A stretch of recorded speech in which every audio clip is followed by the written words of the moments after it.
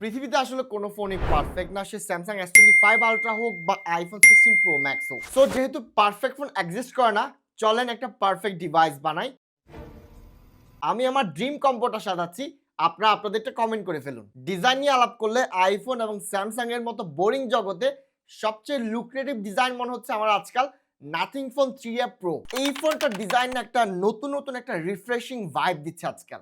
Display নিয়ে যদি কথা বলি, স্যামসাং এখানে কিং ছিল, আছে এবং থাকবে।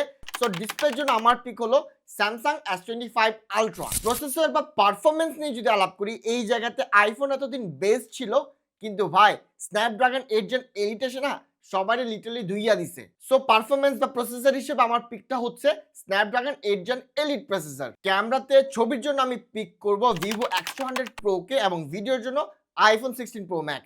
গেমিং এর জন্য এই জায়গাতে আমি আইফোন 16 Pro Max কেও চুজ করব না, স্যামসাং এর S25 আলট্রা কেও চুজ করব না।